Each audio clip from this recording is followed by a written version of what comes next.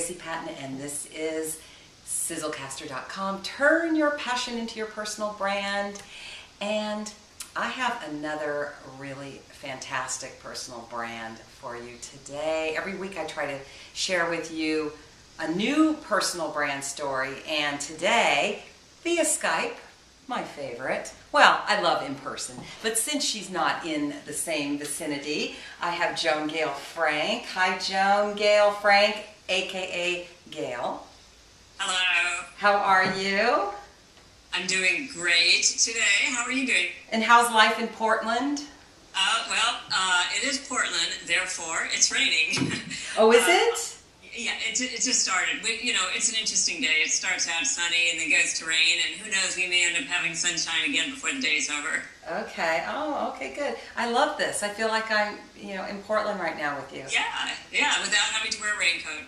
Yeah, exactly. Well, here in LA, it's sunny and hot, just another sunny day. What can I say?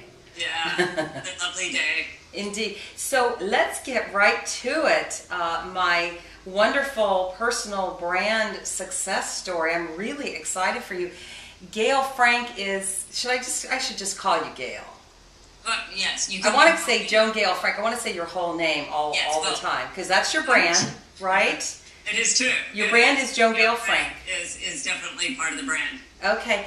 And so you are, essentially, Gale has had several personal brands. You've had a lot of passions in your life, and this is a recent personal brand, and it's called HomeSeller's Blues. So tell us what HomeSeller's Blues is. HomeSeller's Blues, well, first let me mention how it was developed. Yes. And what happened was, it was out of personal experience in which I had a house that wouldn't sell. It was on the market for about a year. And during that period of time, I went through a lot of what home sellers go through, and that's anxiety, uncertainty. You live in limbo because you don't know when you're going to start the next chapter of your life. You don't know whether it's going to be next month or a year from now. So you tend to have a lot of uncertainty and fear around that, and sleeplessness, lots of symptoms that home sellers have that I was having, and I found out other home sellers also had. So I started looking for answers, because I'm one of these people, I don't like to suffer for more than 30 seconds. Yeah. And you're an impatient sufferer. Well, suffering is not something that, if you've got control over that, and you don't have control over the home selling experience, but you can have control over the suffering experience. So I started looking for answers and solutions, and I went to various experts across the board, realtors. I went to home decorators, stagers, landscape artists, also counselors, psychologists, marketing people, asking everybody that I could, what could I do to make my house more marketable? What could I do to make it look better from the inside, outside, backyard? Also, what could I do mentally to deal with the emotional stress of not being able to sell my house and feeling so helpless? Asking marketing people, what do I do about, making my house stick out and be more memorable so people fall in love with it and don't want to leave. So I started getting all this information for my own personal use, and what ended up happening is it helped me sell my house, and it paid off. All that information paid off, and it also made me feel in control while I was going through the process. At that moment, was that the moment it became a brand, not a brand, but a passion for you? Yes, absolutely. It was an absolute passion, because, as I said, I didn't want to be suffering, and I wanted an answer, and I wanted to feel in control. Because it's interesting how passions can just sneak up on you, as well as ones that you've had for a long time that you haven't done anything with. Sometimes, I really think that you don't even know you're in a passion until all of a sudden it's in the, you're right in the middle of it, and you don't even remember. You don't remember what day it happened or when it happened. It's like falling in love, right? You just all of a sudden. A lot of people, it sneaks up on you. Yeah. Okay. So then what happened? Well, after I sold the house, I felt the weight of the world off of me. And as I was driving around, I started noticing how many for sale signs were in front of other houses. And I was realizing that every single person in those houses, they're experiencing what I went through. They're experiencing the agony and the uncertainty and all the same things. I go by it, I just kind of go like, oh, I just know what they're going through. And I started thinking, why don't I take this information that I have and share it with other people? And the best way to do that nowadays is, I find, an ebook you could get out so quickly, and you could get it in someone's hands, and you could get it into their hands cheaply too, rather than the expense of potentially a paperback book. You could get it in their hands, on like Amazon for $9.99, and the people have it instantly. So I decided to package it, and HomeSeller's Blues is the physical experience I had, and so I called it HomeSeller's Blues, and then voila, it's a brand, right? I mean, it's sometimes titles I think really do help hone that brand and really make it clearer.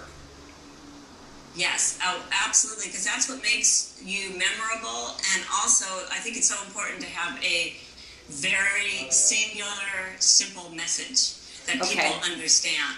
Okay, good. I like that. So what would you say that your message is? Well, my message to home sellers is, the full book name is HomeSeller's Blues and How to Beat Them. Okay. And what I do is I cheer home sellers up and on and help them sell their houses faster and hopefully make more money by knowing what to do, how to market, how to make it look, and also how to live happily while you're waiting instead of waiting in misery and uncertainty. Which can just completely deplete your enthusiasm and can work against you and make your life even worse, right? I mean, as you're in this interim period, you were saying before about people stopping their lives as they're in this transition phase. Absolutely, they disconnect for so many reasons. They're thinking when they sell their house, they're going to move on, they'll start a business, they'll look for a love life, all the different things we can put on hold. Even simple things like, I'm not going to make a new business card until I know what my new address is. Yeah. Things like that. And people will put their lives on hold, or they won't join a gym because they don't want to pay the initiation fee, or join an association. And the important thing is not to disconnect. Okay, you've got to stay part of your life right now. So then, Gail, what happened? So you write the ebook. So this is a really great story for all of you out there that have a passion and that want to turn it into your personal brand, but kind of maybe you don't know how to get started. Maybe it's overwhelming. So because there's a great end to this story. Well, the end to the first chapter. To your story and how you can really make something of a personal brand. So then you write the ebook, and then what happens? Well, I wrote the ebook, and at the same time while I was finishing it, I started on a website and also a blog. I have a Home Selling Blues blog. That's actually the URL is Home Selling Blues.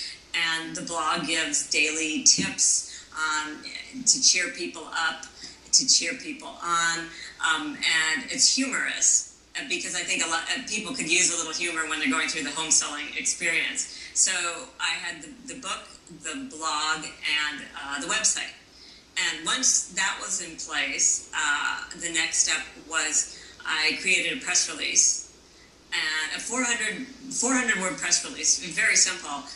And had it distributed through one of the online press release distributors, which and can you give us some examples? Yes, e-releases. e-releases.com. Okay. They released it, and it was a great experience for me because I wrote this press release, told them to send it out 8 o'clock in the morning Eastern time, which was 5 o'clock my time over in Oregon.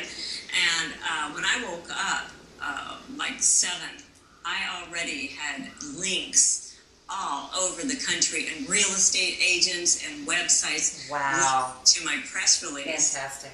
And one of the highlights is it was on Yahoo News, Yahoo News Finance.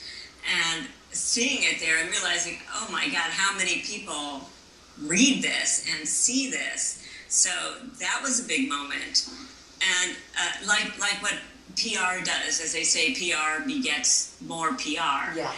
And so that press release was then picked up. I got a call from the Chicago Tribune by a reporter in real estate who wanted to do an article on... Oh, I hear the cars zooming by in the rain. Okay, Yeah. keep going. Yeah, it's they're all out in force right now, but that sounded like the loudest car in a while. Yeah. That was the contest as loudest car for the day, probably. So, should I keep going? Yeah, keep going. I just don't want to run out of time. I'm thinking maybe we should let's do a part 2 because I have a lot of questions for you. Okay. And we're going to tease you guys. Sorry, but we got to keep these short to keep you guys interested. And stay tuned for part 2 and find out what happened when Joan Gale Frank and HomeSeller's Blues got out there in cyberspace. So stay tuned for part 2. We'll see you next time. I'm Tracy Pattin. This is SizzleCaster.com.